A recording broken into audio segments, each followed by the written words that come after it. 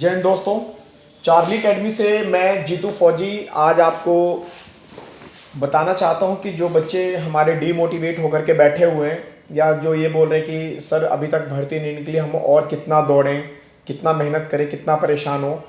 तो उन बच्चों से मैं एक फाइनली एक बात कहना चाहता हूं, उनको एक उम्मीद देना चाहता हूं कि देखो बेटा, ये जो भी चीज़ें हो रही हैं इस कोविड के वजह से या कोरोना के वजह से, तो इवन सिर्फ हमारे साथ नहीं या फिर मेरे बच्चों के साथ नहीं हो रहा। आप तो स्टूडेंट लाइफ जी रहे हो, तो आप देख रहे हो कि मेरी भर्ती नहीं निकल रही, मैंने इतना प्रैक्टिस कर रखा है और मेरे को फटाफट भर्ती निकले, मैं कब तक दौड़ता रहूँगा। तो चलो, आप तो फिर भी आपका एक टेंशन दौड़ का है। आप देखो, आप अपने मम्मी पापा को देखो या फिर समाज में जो चीज़ें चल रही हैं कि जो अच्छे अच्छे जो उद्योगपति थे या फिर जिनके अच्छे परिवार चल रहे थे या जिनके काम धंधे चल रहे थे, 90% वो बंदे डैमेज हो चुके हैं। मतलब कि बना बनाया काम उनका जो अच्छा चल रहा था वो खत्म हो चुका है। आप लोग क्यों डिमोटिवेट होते हो कि आप लोगों का तो चलो सेटअप अभी होने वाला था। मैं ये बातें इसलिए बोल रहा हूँ बेटा, क्यों देखो, आपके डिमोटिवेट होने से ना सिर्फ नेगेटिव चीजें होंगी, आपके रिजल्ट के ऊपर ना उसका प्रभाव पड़ेगा कि भैया क्यों नहीं आ रहा, भर्ती क्यों नहीं आ रहा, हम कब तक दौड़ते रहें। आपको दौड़ना पड़ेगा। या तो आप फाइनली एक डिसाइड करो कि भाई अगर ये इतने सारे प्रॉब्लम्स हो रहे हैं तो क्या आप अपने आप को भर्ती से बाहर कर रहे हो या आप कभी दोबारा भर्ती नहीं देखोगे, या अगर लेट हो जाएगा तो आप भर्ती नहीं होना चाहोगे, तो आप फाइनली ये सब सारा चीज करो कि भैया अब लेट हो रहा, अब क्या करें।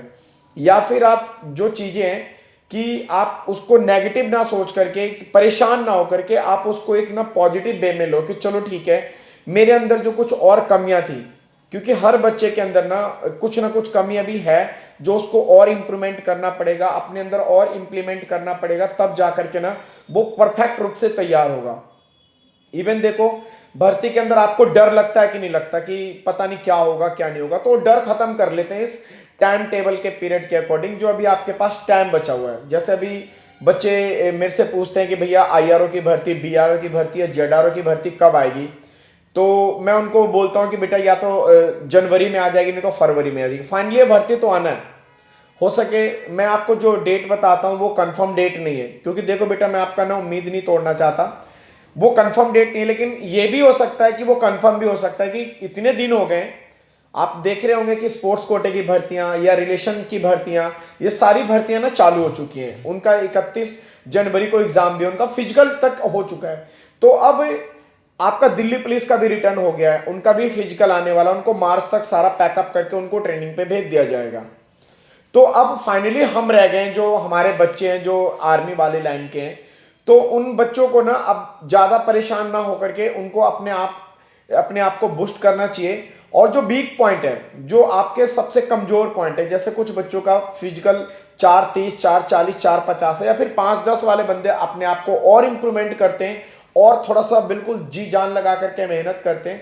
तो आप 5 डाउन हो जाते हो या 4:30, 4:40 हो जाते हो, तो आपका वन साइड तैयार हो जाएगा। दूसरा, आप अपने आप को देखो कि आपका जो टेस्ट होता है, जो हम लोग डेमो भर्ती में भी लेते हैं या फिर जो नॉर्मली कोई टेस्ट सीरीज होता है, आप उसको उठा करके ना आप आर्मी पैटर्न के अकॉर्डिंग देखो, उसके अंदर अगर आपका 100 में से 90 आ रहा है या फिर 95 आ रहा है, तो आप अपने आप को तैयार मानो। अगर आपका 60 आ रहा है, 40 आ रहा है, 50 आ रहा है, 55 आ रहा है, तो भी तो आपको एक इंडिकेटर दे रहा है कि भाई आपका रह रहा है। मान लो भर्ती हो जाता, फिजिकल क्लियर हो जाते हो, मेडिकल क्लियर हो जाते हो, रिटर्न में आप जाकर के बैठते हो, तो आप फिर मेरे से अभी एक क्वेश्चन करोगे कि भैया जब फिजिकल क्लियर हो जाएगा तो देख लिया जाएगा, तो रिस्क क्यों ले रहे हो भाई? आपके पास टाइम है ना। फाइनली जो अभी आपका भर्ती होगा उसके अंदर तो आपको पता ही है कि भाई ये सारी चीजें होंगी। तो अभी हमारे पास टाइम के हिसाब से अगर हम उस वीक पॉइंट को अगर मेंटेन कर लेते हैं कि भाई 100 में से अब 80 और 90 नंबर लाने के लिए किन किन टॉपिकों में जो हमारा वीक पॉइंट है उसको परफेक्ट कर लेते हैं, अपने टीचर से कंसल्ट कर लेते हैं या फिर जो हम उसको और रिवीजन कर लेते हैं, ताकि मेरे को फिजिकल में मैं ऑलरेडी क्लियर हो चुका हूं, रिटर्न में अगर जो मेरे 55-60 है तो उसको 90 तक लेकर के जाऊं। फिर मेडिकल में जो अपने, जैसे हम लोग डेमो भर्ती में मेडिकल लिया, तो मेडिकल में अगर आप फिट फॉर हो तो मेडिकल में भी आप पूरा परफेक्ट हो जाओ कि मेडिकल में भी क्लियर हो जाता। उसके बाद आ जाता है डॉक्यूमेंटेशन, तो आप डॉक्यूमेंट में देखो कि भाई आप आकर के पता कर लो कि क्या क्या मांगते हैं, उन सारे डॉक्यूमेंट्स को क्लियर करो। और जब सारा चीज डॉक्यूमेंटेशन हो जाता है, A to Z क्लियर हो जाता है, अब आप फिर बोलोगे कि भैया चलो डन हो गया, अब रेडी हो जाएंगे। आपका पूरा सब चीज कंप्लीट हो गया, फिर भी भर्ती नहीं निकली, तो अब मैं क्या करूं, अब मैं और क्या करूं। तो फिर एक और बात मैं बता रहा हूं कि बेटा, कि किस्मत से ज्यादा और समय से पहले ना तो कभी किसी को कुछ मिला है और ना ही कभी किसी को कुछ मिलेगा। हो सके जो आप वेटिंग टाइम आपका चल रहा है इसमें आपके लिए बहुत अच्छा हो सकता है, या फिर आपके लिए भगवान ने कुछ और सोच रखा हो। आप कभी भी ना नेगेटिव नहीं सोच सकते। अगर आप नेगेटिव सोचोगे कि मैं ओवर एज हो जाऊंगा, तो ओवर एज होने के बावजूद भी तो लोग जी रहे हैं, मर रहे हैं,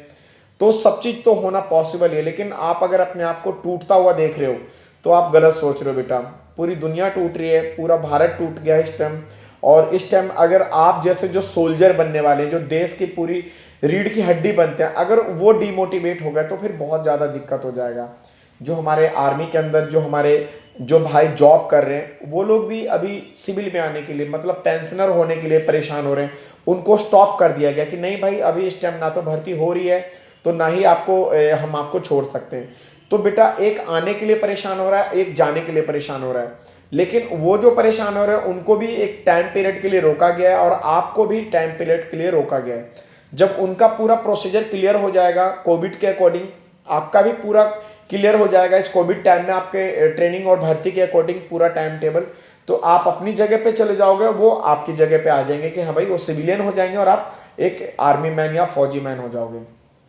तो मैं तो यही बोलूंगा अपने बच्चों से कि बेटा देखो, इस संकट की घड़ी में ना कुछ लोग ना बहाना ढूंढ करके अपना रास्ता चेंज कर लेंगे, और कुछ बंदे ना इतिहास रचने के लिए ना अपने आप को ग्राउंड के अंदर, क्लास के अंदर रोक के रखेंगे। तो मैं तो यही रिक्वेस्ट करूंगा अपने बच्चों से कि बेटा, मैं भी आप लोगों के साथ हूं, और हमेशा आप लोगों के भर्ती और आपके सपनों को पूरा करने के लिए जी जान लगाता हूं। आप लोग अगर उम्मीद हार जाओगे ना, तो फिर मैं किसके सपनों को पूरा करवाऊंगा। तो मैं आप लोगों से रिक्वेस्ट करता हूं कि आप अपने आप को बूस्ट रखें, आप भर्ती का वेट करें, और जनवरी और फरवरी में ना आपकी भर्ती 101% आ जाएगी बेटा। तो आप अपने कमियों को ठीक करें, और एक नए जोश और एक उमंग के साथ ना एक नए साल में हम लोग अपने सपनों के करीब पहुंचेंगे, ठीक है। विशेष कोई भी दिक्कत परेशानी होता है बेटा, तो मैं अभी या तो मैं नांगले ऑफिस में रहता हूँ, या फिर मैं अपने एकेडमी के गुरुकुल में भी मिलता हूँ, मुंडका में भी जा रहा हूँ, अवंतिका में भी अभी इस वीक में मेरे जाना है, नजफगढ़ में भी जा रहा हूँ। या फिर जो मेरे अदर सब्सक्राइबर वाले बच्चे हैं जो मेरे एकेडमी में अभी ऑन ग्राउंड ट्रेनिंग नहीं कर रहे हैं, वो मेरे से समझते हैं, बातचीत सुनते हैं मेरा, या मुझे अपना आदर्श मानते हैं, तो उनसे भी रिक्वेस्ट कर रहा हूँ बेटा, ज़्यादा परेशान हो जाते हो तो कभी टाइम निकाल करके आ जाना, या फिर हमारे कॉलिंग डिपार्टमेंट को कॉल करते हो तो बोलना कि मैं बहुत ज़्यादा परेशान हूँ, मेरे को एक बार सर से बात करवा दो, तो मैं आपसे बात भी कर लूँगा बेटा। और परेशान नहीं होना, सोल्यूशन का पूरा वेट करो, सोल्यूशन होगा आपके प्रॉब्लम का, और आपका अच्छा मतलब कि दिन भी आएगा। और जैसे देश का हालात है, एक दिन देश का भी हालात अभी सुधरेगा और आपका भी ठीक होगा, ठीक है। जय हिंद दोस्तों।